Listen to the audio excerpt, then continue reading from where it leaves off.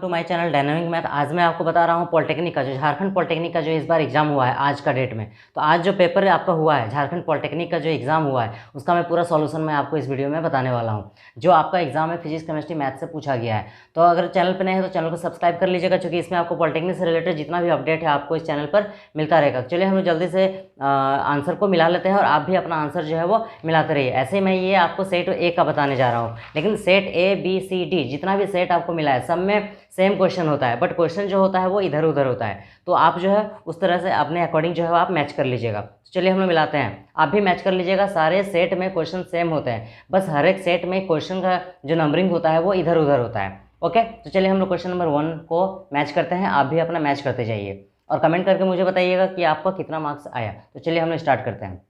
Question number 1 देखिए physics का।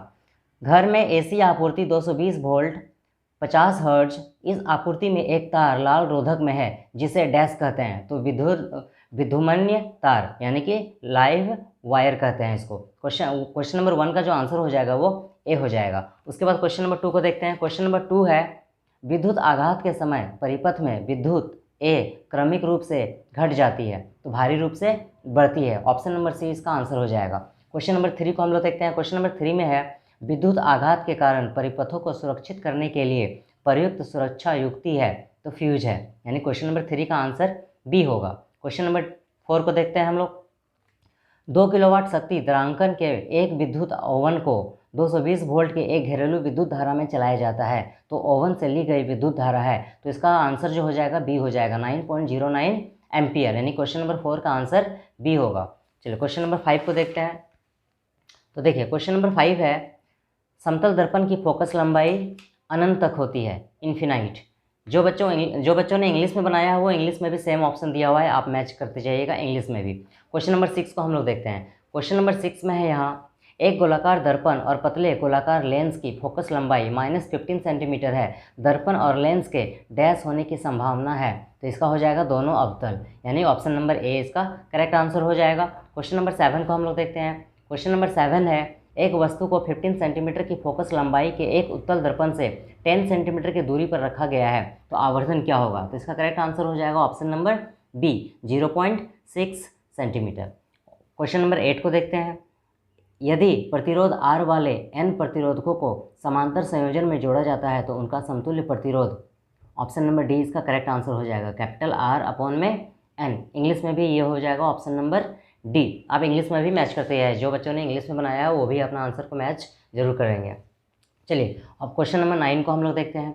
एक इलेक्ट्रॉन एक चुंबकीय क्षेत्र में लंबवत प्रविष्ट होता है जैसा कि चित्र में दिखाया गया है, इलेक्ट्रॉन पर लगने वाले बल की दिशा होगी, तो इसका करेक्ट आंसर हो जाएगा ऑप्शन नंबर डी कागज के तल के भीतर। क्वेश्चन नंबर 10 को हम लोग देखते हैं। क्वेश्चन नंबर 10 है आपका विद्युत चुंबकीय प्रेरण की परिघटना है, तो इसका आंसर हो जाएगा सी चुंबक और कुंडली के बीच सापेक्ष गति के कारण एक कुंडली में प्रेरक विद्युत उत्पन्न होना। क्वेश्चन नंबर 11 का आंसर हम लोग देखते हैं।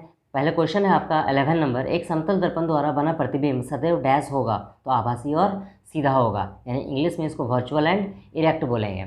उसके बाद क्वेश्चन नंबर 12 को हम लोग देखते हैं। तो क्वेश्चन नंबर 12 है एक दिए हुए माध्यमों के युग्म के लिए आपतन कोण के ज्या और परावर्तन कोण की ज्या का अनुपात सदैव स्थिर होता है, इस नियम को डैश कहते हैं, तो स्नेल का नियम कहते हैं इसको। उसके बाद क्वेश्चन नंबर 13 को हम लोग देखते हैं। क्वेश्चन नंबर 13 है निम्नलिखित में से किसका अपवर्तनांक अधिक होगा, तो हीरा का अपवर्तनांक अधिक होता है, रिफ्रैक्टिव इंडेक्स जो होता है वो डायमंड का सबसे अधिक होता है। क्वेश्चन नंबर 14 को हम लोग देखते हैं। एक गोलाकार लेंस की वृत्तीय बाह्य रेखांकन का प्रभावी व्यास डैश कहलाता है, ऑप्शन नंबर ए द्वारक हो जाएगा इसका आंसर, इंग्लिश में इसको एपर्चर बोलते हैं। क्वेश्चन नंबर 15 को देखते हैं। एक लेंस की क्षमता की एसआई मात्रक, तो एक लेंस का क्षमता का एसआई मात्रक डायोप्टर होता है, काफ़ी सिंपल क्वेश्चन पूछा था ये। उसके बाद क्वेश्चन नंबर 16 को देखते हैं। परावर्तन के बाद मुख्य धुरी के समांतर एक किरण डैश से गुजरेगी, तो ऑप्शन नंबर ए इसका करेक्ट आंसर हो जाएगा मुख्य फोकस। उसके बाद क्वेश्चन नंबर 17 को देखते हैं। क्वेश्चन नंबर 17 में है दो युक्तियाँ समांतर में दो बिंदुओं ए और बी के बीच जुड़ी है, दोनों बिंदुओं के बीच जो भौतिक मात्रा समान रहेगी वह है, तो इसका आंसर हो जाएगा ऑप्शन नंबर बी इसका करेक्ट हो जाएगा वोल्टेज। क्वेश्चन नंबर 18 को देखते हैं। क्वेश्चन नंबर 18 है कलीलीय कणों द्वारा प्रकाश का विवर्तन है, तो इसका आंसर हो जाएगा टिंडल प्रभाव, यानी कि Tyndall effect, option number D इसका करेक्ट होगा। उसके बाद क्वेश्चन नंबर 19 को देखते हैं। तो क्वेश्चन नंबर 19 में है वक्रता त्रिज्या 30 सेंटीमीटर के एक उत्तल दर्पण के सामने 20 सेंटीमीटर की दूरी पर रखी एक वस्तु की ऊंचाई 5 सेंटीमीटर है, प्रतिबिंब की ऊंचाई है, तो प्रतिबिंब की ऊंचाई हो जाएगा ऑप्शन नंबर ए 0.428 सेंटीमीटर। क्वेश्चन नंबर 20 को देखते हैं। क्वेश्चन नंबर 20 में है, देखिए क्वेश्चन नंबर 20, वाहनों में लगाए गए पश्च दर्पण द्वारा उत्पन्न आवर्धन 1 से कम होता है, ऑप्शन नंबर ए इसका करेक्ट हो जाएगा। क्वेश्चन नंबर 21 को देखते हैं। क्वेश्चन नंबर 21 है 1 ओम बराबर होता है 1 वोल्ट अपॉन में 1 एम्पियर, यानी ऑप्शन नंबर ए इसका करेक्ट आंसर होगा। उसके बाद क्वेश्चन नंबर 22 को देखते हैं। क्वेश्चन नंबर 22 है प्रतिरोधकता की एसआई इकाई है, तो प्रतिरोध का एसआई यूनिट यानी एसआई यूनिट ऑफ रेसिस्टिविटी, तो इसका हो जाएगा option number A ohm metre, answer हो जाएगा option number A ohm metre. Question number 23 को देखते हैं। एक कूलाम आवेश में इलेक्ट्रॉन की संख्या की गणना करें, तो इसका एक कूलाम आवेश में इलेक्ट्रॉन की जो संख्या होती है वो होता है 6.25 इंटू 10⁻18 इलेक्ट्रॉन के बराबर होती है, यानी कि ऑप्शन नंबर बी इसका करेक्ट हो जाएगा। उसके बाद देखते हैं हम लोग क्वेश्चन नंबर 24 को। तो क्वेश्चन नंबर 24 में है विद्युत शक्ति का 1 वाट डैश के बराबर होता है, तो ऑप्शन नंबर ए इसका करेक्ट आंसर हो जाएगा 1 watt is equal to 1 volt into 1 ampere. उसके बाद क्वेश्चन नंबर 25 को हम लोग देखते हैं।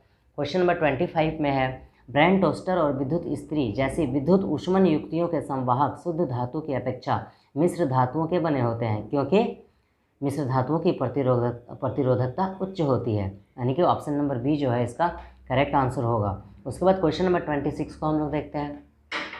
सामान्य दृष्टि वाले एक किशोर हेतु दूरदृष्टि की न्यूनतम दूरी है, तो ऑप्शन नंबर सी जो है इसका करेक्ट आंसर हो जाएगा 25 सेंटीमीटर, यानी कि जो न्यूनतम दूरी होती है स्पष्ट देखने के लिए सामान्य व्यक्ति की वो 25 सेंटीमीटर होता है, ऑप्शन नंबर सी। उसके बाद देखते हैं हम लोग क्वेश्चन नंबर 27 को। तो क्वेश्चन नंबर 27 में है एक नेत्र लेंस की फोकस लंबाई में परिवर्तन की गतिविधि के कारण होता है, तो इसका आंसर हो जाएगा ऑप्शन नंबर सी सिलियरी मांसपेशियाँ, ऑप्शन नंबर सी जो है इसका करेक्ट आंसर होगा। उसके बाद क्वेश्चन नंबर 28 को हम लोग देखते हैं।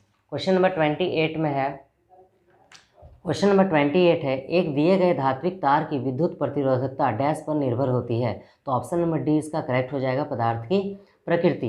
उसके बाद क्वेश्चन नंबर 29 को देखते हैं। क्वेश्चन नंबर 29 है प्रतिरोध जिसका वी आई ग्राफ यानी वोल्ट और जो आई है वो विद्युत धारा को ये रिप्रेजेंट करता है, तो ग्राफ नीचे दिया गया है, यानी वी और आई का जो ग्राफ है वो नीचे दिया गया है। ओके, तो आपको क्या करना है यहाँ पर इसमें आपका एक सेकेंड, तो इसका आंसर हो जाएगा 3/5 एम्पियर, यानी वी और आई दिया हुआ है, आपको रेसिस्टिविटी निकालना है, तो 3/5 ओम इसका आंसर हो जाएगा, ये ओम का साइन है। ओके, उसके बाद क्वेश्चन नंबर 30 को हम लोग देखते हैं। तो क्वेश्चन नंबर 30 है एक मृदु लौह छड़ को एक विद्युत वाही परिनालिका में रखा जाता है, परिनालिका में चुंबकीय क्षेत्र बढ़ेगा, ऑप्शन नंबर बी इसका आंसर होगा। स्टूडेंट्स आप मुझे कमेंट करके जरूर बताइए कि आपने कितना सही किया है। उसके बाद क्वेश्चन नंबर 31 को देखते हैं। तो क्वेश्चन नंबर 31 में यहाँ 10 सेंटीमीटर फोकस लंबाई के एक उत्तल लेंस की मुख्य धुरी पर लंबवत एक 2 सेंटीमीटर ऊंची वस्तु रखी जाती है, लेंस से वस्तु की दूरी 15 सेंटीमीटर है, प्रतिबिंब की दूरी होगी तो 30 सेंटीमीटर, यानी ऑप्शन नंबर सी इसका सही आंसर होगा, option number C 30 centimetre. Question number 32 को देखते हैं। क्वेश्चन नंबर 32 में है नेत्र का रेटिना एक डैश होता है, तो प्रकाश का संवेदी पटल होता है, यानी कि लाइट सेंसिटिव स्क्रीन होता है वो। उसके बाद क्वेश्चन नंबर 33 को हम लोग देखते हैं। क्वेश्चन नंबर 33 में है यहाँ, तो क्वेश्चन नंबर 33 में है सितारों के टिमटिमाने का कारण क्या है, तो तारे जो हैं वो टिमटिमाते हैं वायुमंडलीय अपवर्तन के कारण, ऑप्शन नंबर ए इसका करेक्ट आंसर होगा। उसके बाद क्वेश्चन नंबर 34 को देखते हैं। एक व्यक्ति को उसके दूरदृष्टि दोष को सही करने के लिए -5.5 डायोप्टर क्षमता के एक लेंस की आवश्यकता है। दूरदृष्टि दोष को सही करने के लिए वांछित लेंस की फोकस लंबाई क्या है, तो इसका आंसर हो जाएगा -0.181 मीटर, ऑप्शन नंबर बी इसका करेक्ट होगा। उसके बाद हम लोग देखते हैं क्वेश्चन नंबर 35 को। तो क्वेश्चन 35 है दो बिंदुओं के बीच विभवांतर होती है, तो दो बिंदुओं के बीच का जो विभवांतर होता है वो किया गया कार्य बटे आवेश होता है, वर्क डन अपॉन में चार्ज होता है, ऑप्शन नंबर ए इसका करेक्ट होगा। उसके बाद क्वेश्चन नंबर 36 को देखते हैं। क्वेश्चन नंबर 36 में है यदि धात्विक तार की लंबाई को दोगुना कर दिया जाए तो तार का प्रतिरोध दोगुना हो जाएगा, ऑप्शन नंबर बी इसका करेक्ट होगा। उसके बाद क्वेश्चन नंबर 37 को देखते हैं। क्वेश्चन नंबर 37 में है, निम्नलिखित में से कौन सा एक चुंबक द्वारा आकर्षित नहीं होगा? तो पीतल द्वारा आकर्षित नहीं होगा, यानी ब्रास, इंग्लिश में इसको ब्रास बोलते हैं। ऑप्शन नंबर सी इसका करेक्ट हो जाएगा। इंग्लिश वाले बच्चे भी इसको, आप इंग्लिश में सेम ऑप्शन दिया हुआ है, आप मैच करते जाइएगा अपना। एक उत्तल दर्पण की वक्रता त्रिज्या 32 सेंटीमीटर है, यानी कि वक्रता त्रिज्या दिया हुआ है, आर का वैल्यू दिया हुआ है, आपको एफ का वैल्यू निकालना है। तो ये हो जाएगा आपका 16 सेंटीमीटर। F/2 होता है, तो R/2 होता है, तो 32/2 हो जाएगा, तो 16 सेंटीमीटर, यानी कि डी ऑप्शन इसका करेक्ट आंसर हो जाएगा। उसके बाद क्वेश्चन नंबर 39 को देखते हैं। क्वेश्चन नंबर 39 में है, निम्नलिखित में से किस पदार्थ में लेंस नहीं बनाया जा सकता है? तो मिट्टी से लेंस नहीं बनाया जा सकता है, यानी क्ले इसका आंसर हो जाएगा। क्वेश्चन नंबर 40 है, सौर भट्ठी में प्रयुक्त दर्पण का नाम बताइए। तो इसका जो करेक्ट आंसर, सौर भट्ठी में प्रयुक्त दर्पण का नाम है आपका अवतल दर्पण, इसका करेक्ट आंसर हो जाएगा ऑप्शन नंबर ए। उसके बाद क्वेश्चन नंबर 41 को हम लोग देखते हैं। क्वेश्चन नंबर 41 है, रोगियों के दांतों का बड़ा प्रतिबिंब देखने के लिए दंत चिकित्सकों द्वारा प्रयुक्त दर्पण का प्रकार है, तो अवतल दर्पण इसका आंसर हो जाएगा। ऑप्शन नंबर ए इसका करेक्ट आंसर होगा। उसके बाद क्वेश्चन नंबर 42 को हम लोग देखते हैं। क्वेश्चन नंबर 42 है, एक विद्यार्थी एक उत्तल लेंस का प्रयोग करते हुए एक प्रयोग करता है। वह लेंस के सामने 60 सेंटीमीटर की दूरी पर वस्तु को रखता है और पाता है कि इस प्रकार बना प्रतिबिंब लेंस के पीछे 30 सेंटीमीटर की दूरी पर बनता है। लेंस की क्षमता क्या है? इसका करेक्ट आंसर हो जाएगा option number C, 5 dioptre. Question number 43 को हम लोग देखते हैं। क्वेश्चन नंबर 43 में यहाँ पर दिया गया है, तरन तालाब वास्तविक से कम गहरा दिखता है, इसके लिए निम्नलिखित में से कौन सी परिघटना उत्तरदायी है? तो प्रकाश का अपवर्तन, ऑप्शन नंबर बी जो है इसका करेक्ट आंसर होगा। उसके बाद क्वेश्चन नंबर 44 को देखते हैं। क्वेश्चन नंबर 44 में है, जब एक प्रिज्म से श्वेत प्रकाश प्रसरित होती है तो कौन सा रंग ज़्यादा अपवर्तित होता है? तो बैगनी रंग, यानी वायलेट कलर जो है वो ज़्यादा अपवर्तित होता है, डिस्प्लेस्ड होता है। ऑप्शन नंबर ए इसका करेक्ट हो जाएगा।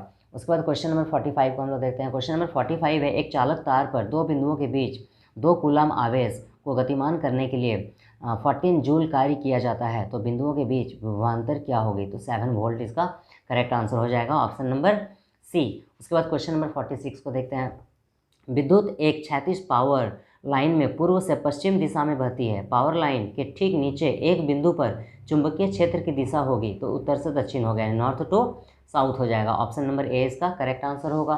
क्वेश्चन नंबर 47 को हम लोग देखते हैं। तो क्वेश्चन नंबर 47 में है, यहाँ देखिए क्वेश्चन 47 बोला है, लंबी सरल परिनालिका में जिसमें विद्युत है उसका चुंबकीय क्षेत्र होता है सभी बिंदुओं पर समान होता है, is the same at all points. Option number D इसका करेक्ट आंसर हो जाएगा। उसके बाद क्वेश्चन नंबर 48 है, फ्लेमिंग के बाएं हाथ नियम के अनुसार तर्जनी की दिशा डैश में इंगित होती है। Means according to Fleming left hand rule the four finger is pointed towards the direction of, इसका करेक्ट आंसर हो जाएगा आपका चुंबकीय क्षेत्र। चुंबकीय क्षेत्र, मैग्नेटिक फील्ड इसका करेक्ट आंसर होगा। ऑप्शन नंबर बी इसका करेक्ट आंसर हो जाएगा स्टूडेंट्स। उसके बाद क्वेश्चन नंबर 49 को हम लोग देखते हैं।